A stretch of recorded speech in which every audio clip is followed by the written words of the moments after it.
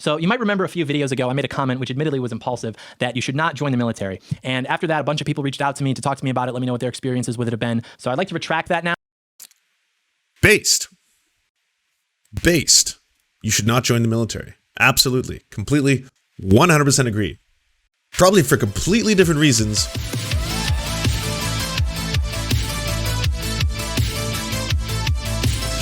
If you're not familiar with John Doyle, I am jealous. That if active duty military actually get deployed within the United States, that weapon is not just pointed at other people, other countries. It's pointed at you. If you do not get in your house when I tell you to, you become the enemy. Martial law. Oh, God. This does not bode well. John Doyle in. Heck off, commie. LARPing time.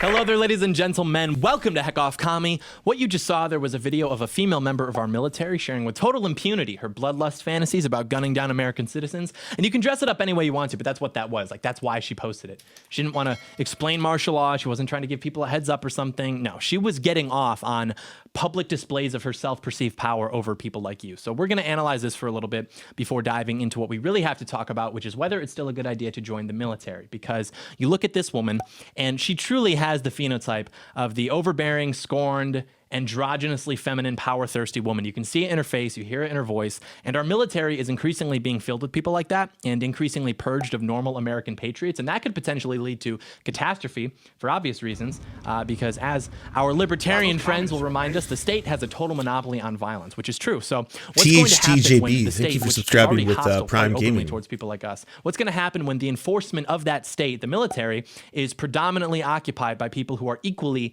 if not even more hostile towards people like us? What's that going to look like? I'll tell you this, and we all know it's true. I've never met someone who looked like that who was not mentally and spiritually ill. People like that woman are basically amoral. They've been traumatized. They have a lot of hatred.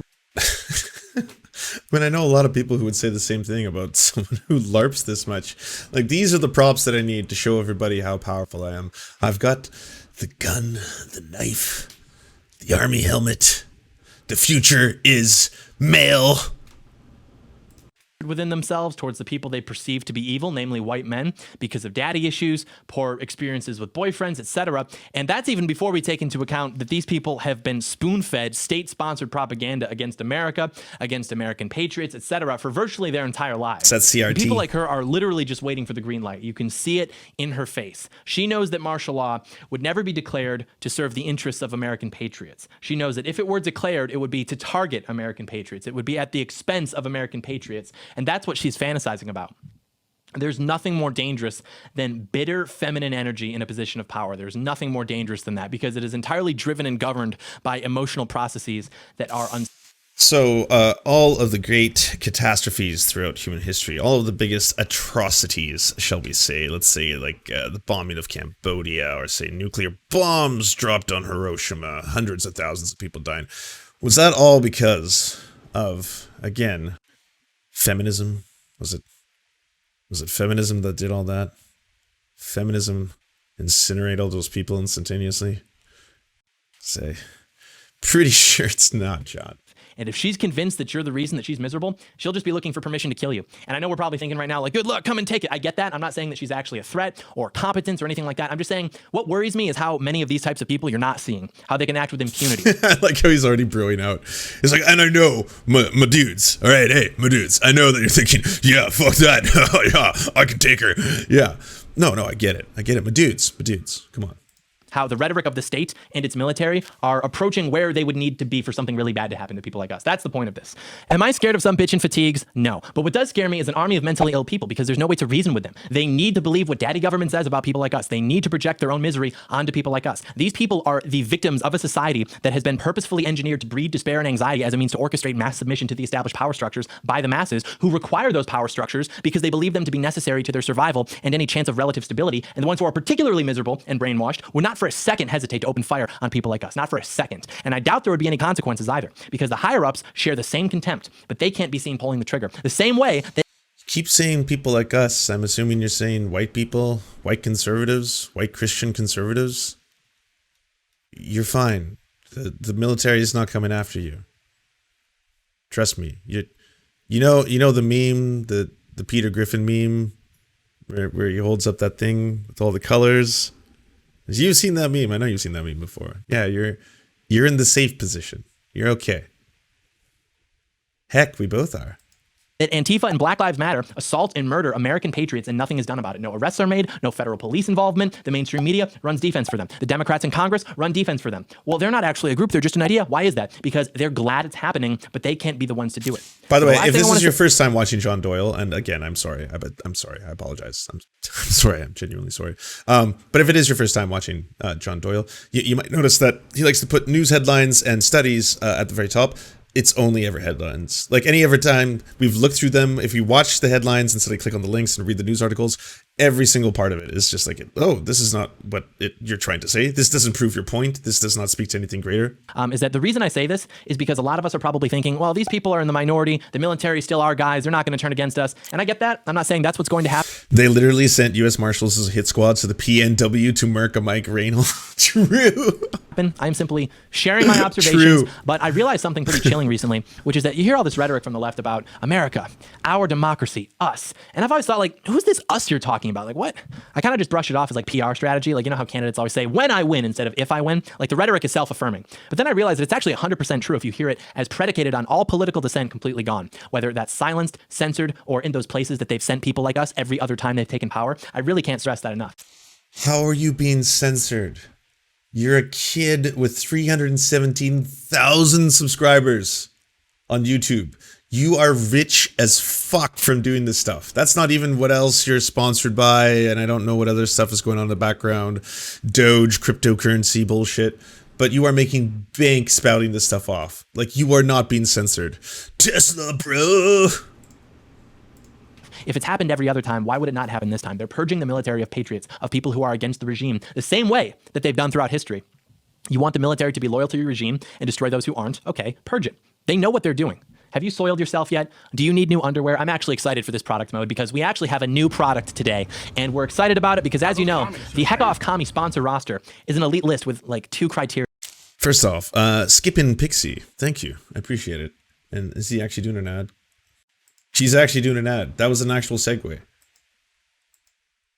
Because, like, here's the thing. And everyone's like, how is he so popular? And like the same thing with like Salty Cracker. How is Salty Cracker so popular? If you are in a Christian family, of which a lot of white Americans are, and you're inside this Christian family, they don't discuss things like white supremacy, systemic racism. No.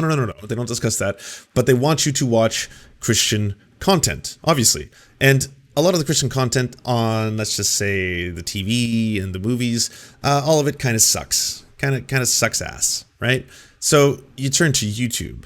And so you're trying to find, just like any other teenager or any other young adult is, content on YouTube that you will be allowed to. Your parents can't be like, hey, what are you watching here? This seems a little off-white.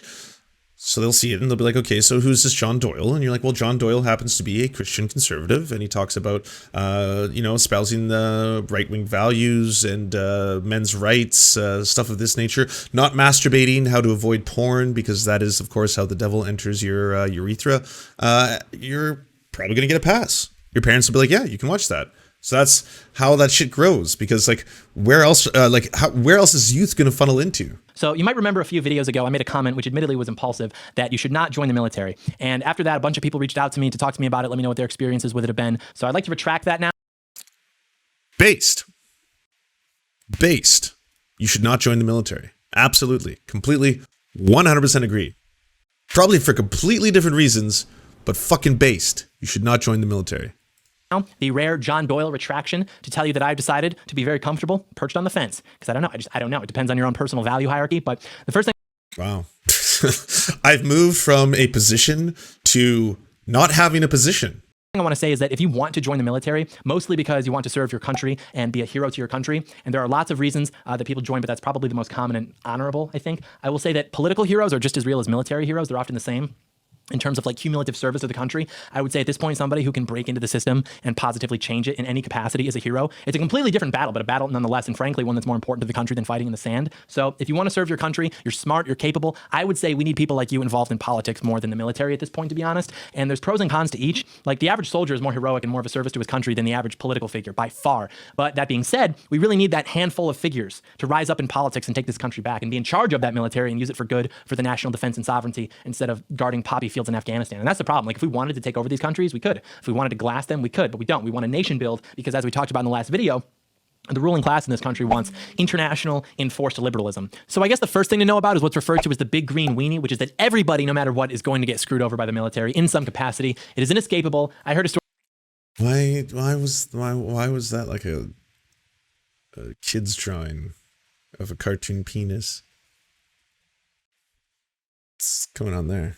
About a guy who wanted to be military police. They said, okay, sign here. He says, okay. They say, actually, no, you're infantry, but we're keeping you for those extra 3 years you signed on for to be military police, even though you're infantry now. And he's just screwed. So just know that you cannot avoid the big green weenie. It is inevitable. That's just one story I heard, but it can be all sorts of different things. The bottom line being that you are going to get screwed at some point. The second thing to know is that the fact that the wars that we're involved in aren't really important I or haven't for read good this. I'll check cause it out. or about defending American freedom. That really doesn't even matter, which is actually a good thing, because the reason it doesn't matter is because 90% of the enlisted guys just want to fight. They don't care who, they just want to fight. If the higher ups declared war on France, they'd be spray painting equipment, getting ready for the Battle of Bordeaux, right? That's actually kind of a good thing because you really just want that warrior spirit in your military, following orders, no questions asked, that kind of mentality. But our problem is that the orders are coming from people who work for Satan. So it gets a bit sticky there. But yeah, these guys have told me that they've never even met one person who gives a damn about nation building. So in the enlisted class, about 2/3 of these guys are joining because they love their country, because of their heritage. Hey, what a up, lot of Joe these guys Lewis? come from military Everyone, families. go check out That's something that isn't really twitch.tv/Joe discussed Lewis. too often, but there is something to be said about the epigenetics of the soldier, like how even knights were the sons of knights, etc. Like the people who come from military families literally are built different. They want to fight. Of course, it comes down to the lineage. Yeah, of course, John Doyle.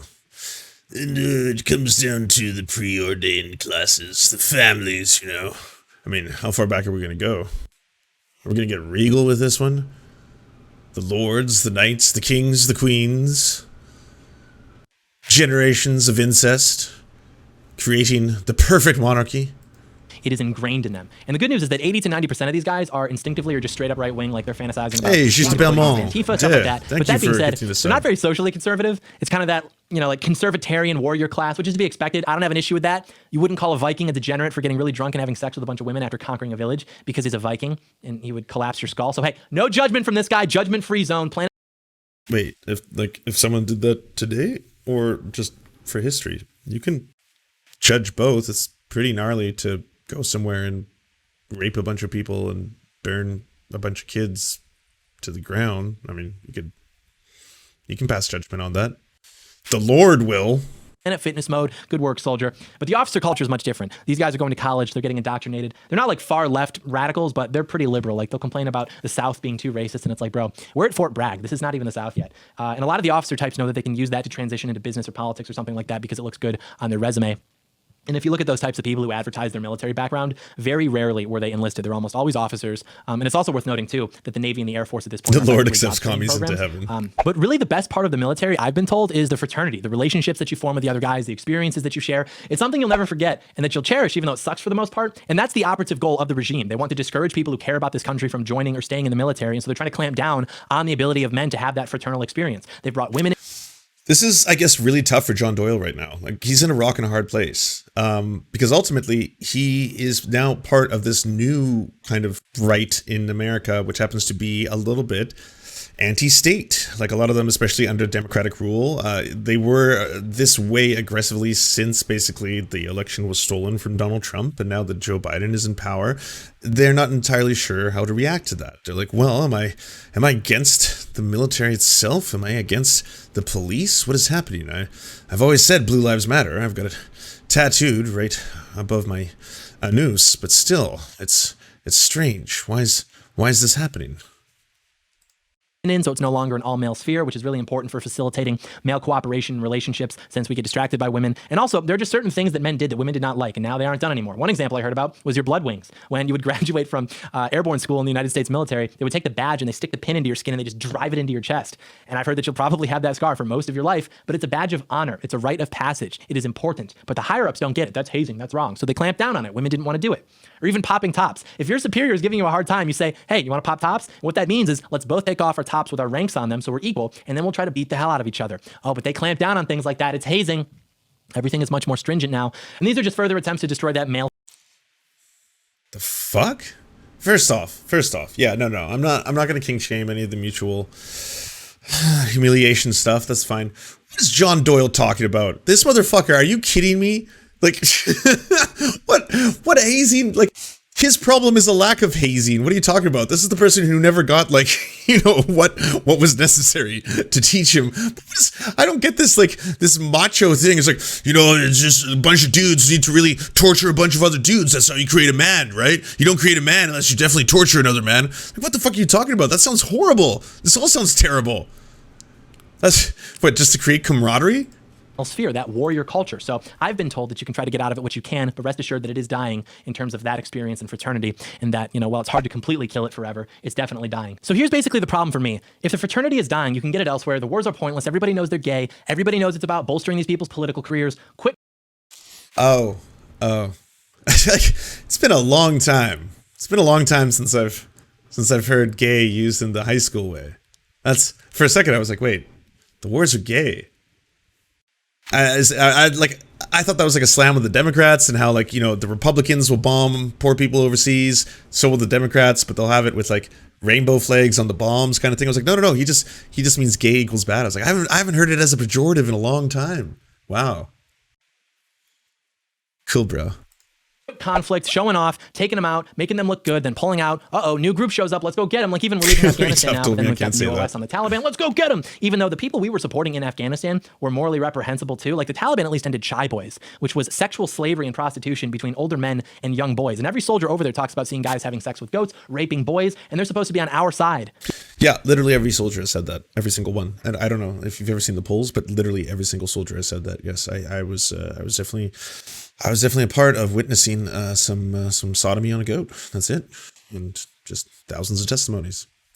These are the guys who are going to respond well to liberal democracy because, my women weren't allowed to leave the house. It's literally impossible. And even the training you can get elsewhere. Like, I had a guy tell me that he could teach a militia everything he learned in the military in about 2 or 3 weeks, which sounds ambitious to me, but I wouldn't know, so I'm just going to take his word for it. But on the other hand, I'm very worried about a military that is fully staffed and politically on the side of our enemies. So then it's like, is that even possible? Because like we said, the infantry is almost totally comprised of right-wing patriots. So what if they just expand the Foreign Legion, right? What if they just open that up more and say, hey, enlist and we'll give you citizenship? That could be bad because people from other countries, particularly from the third world, aren't going to have nearly as hard a time turning against the enemies of the state as American citizens would. And even they... Oh, John is popping off. What's going on here? Getting a little more radicalized these days, eh? I mean, it would be hard to know from this screenshot, but oh my, all right. Probably wouldn't even have that hard of a time now, depending on who it is and how the culture continues to change, both in terms of the military and the country as a whole, because they're trying to actively discourage people like us from joining the military or staying in it. Like, they can't outright purge it, just like they can't outright call for violence against us, but they can set things into motion that will achieve the same results. They're doing this with forced shots, forced mask mandates, they're changing names of the bases, erasing Confederate generals. Where are the shots forced? Please. It's like, it's so tiring. Every conservative who says that, when, like, where is it forced? Where are you forced to have the vaccine? It's like, you now will have it injected into you by the police.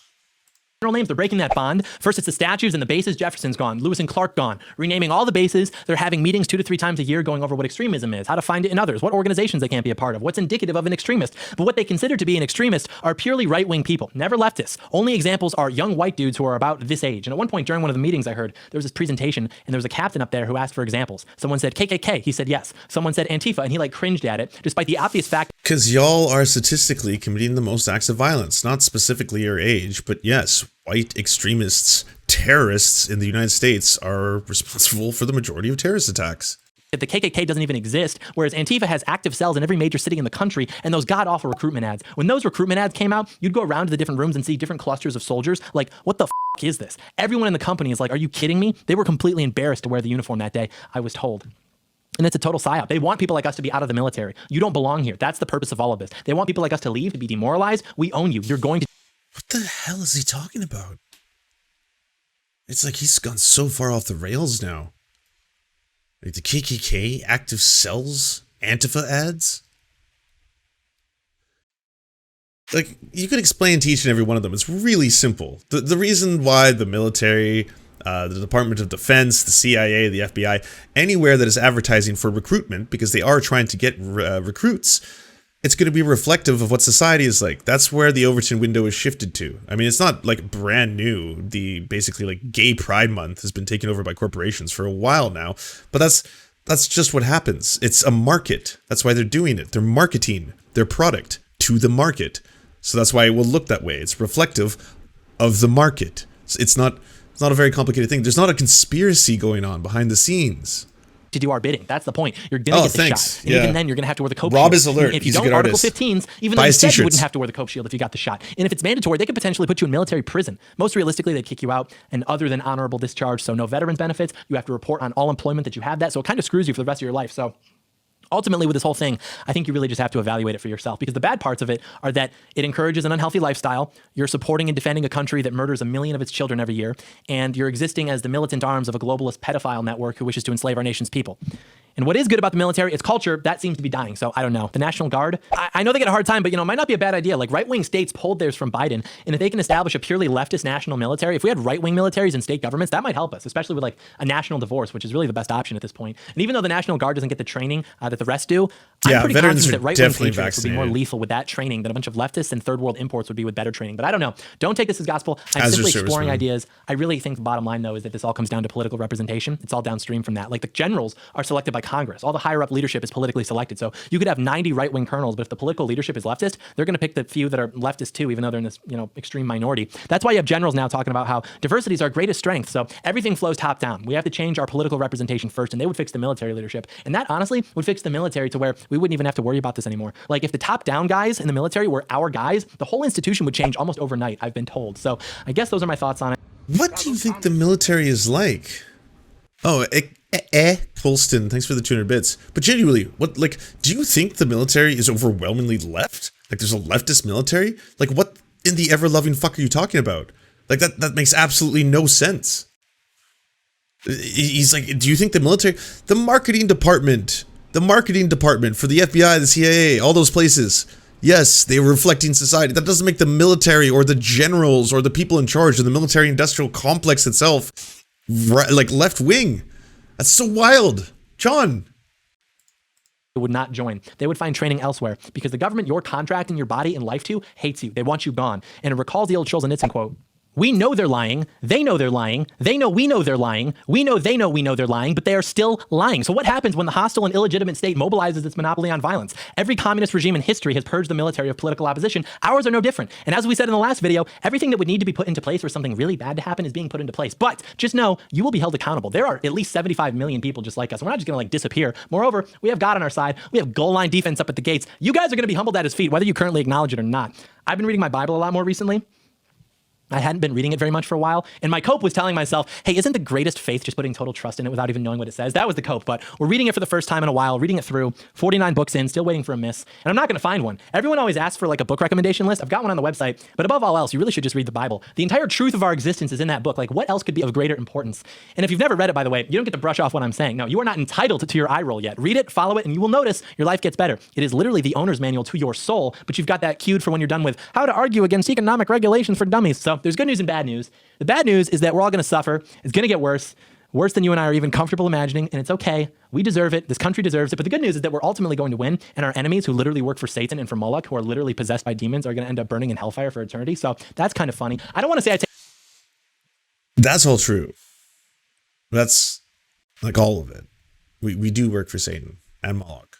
That part is true. I can confirm. As one of the left, yes, this is true. Hail Moloch. Take pleasure in that. It's at least amusing. It sounds outlandish too, but that's the case, by the way. Like if you're a Christian and you read your Bible, that is what it says very clearly is the case. So in summary, study your Bible, keep your rifle by your side, and as long as you do that, you will be okay regardless of anything that happens in. True, that will definitely protect you against the Rona. Doing exactly what he just said. If you keep your rifle by your side, the Bible, you will not get COVID-19, according to John Doyle. Nothing bad can happen to you, ever. Do you want movies and Serfs watching the movies? So then come over to the new channels. It's the Serfs Cinema. Thanks so much for watching, everybody. Can you do the thing, you know, that thumbs up and comment and all those things that help us out in the algorithm that controls every aspect of our lives? Also, if you happen to have a Facebook account, can you delete it? Like just delete it. You should probably delete your Facebook account because it's not a great company. But hey, if you can't do that for whatever reason, I understand. And could you also go to facebook.com/thesurftimes then and give us a little like and a follow. We're just trying to push back against the fact that people like Ben Shapiro happen to dominate the platform entirely. And when everyone asks why do older generations believe the things they believe, one of the problems is the majority of them on social media use Facebook. So to counter that, we're just going to be on there too now. Also, if you happen to have a union or a worker co-op or even a leftist project, podcast, website, Zoom, MySpace, it doesn't matter. We will advertise it for free on this channel. All you got to do is go to weareserfs.com and use the forms that we got there, weareserfs.com. Thanks, everybody. To our gods, Tigro and Payden El Jus, we pray to you, our sky daddies, to keep us safe from harm. To our monarchs, Tom Spiker and the Tim Caucus, we shall humbly clean your golden toilets in your spatial palaces. To our lords, Ultra Wolf, Evan Nudie, Trevor R., Alexander Thaler, Ryan Lubin, and Jeff Lamb, we are eternally grateful for this small segment of land for us to toil and work. To our knights, Ariane McCarthy, Daniel Sutton, Ants Are Still Running the World, Coulter Smith, Val 9000, Jenna Tall, Dark Puppy, Quiet One 85, Anna Loves Riley, Omni, Riley and Anna, Poodlehawk, Ultimondi, Trevor Janis, Lemmy 101, Anthropophojack, Saren 42, Chronic to Hemphog, Catherine, Bone Jenny, Radical Maniac, Ramona Costa, Jimmy Bignuts, Violent Orchard, Sophie Baby, Political Puppy, Andreas Chiringuito, Zach Christensen, Jopi, Josh Mickelson, Todd Buckingham, and Todd Lajeunesse. We raise our glasses, we raise our swords, and we salute you, our friends. And to Lance, you are the wind beneath my wings.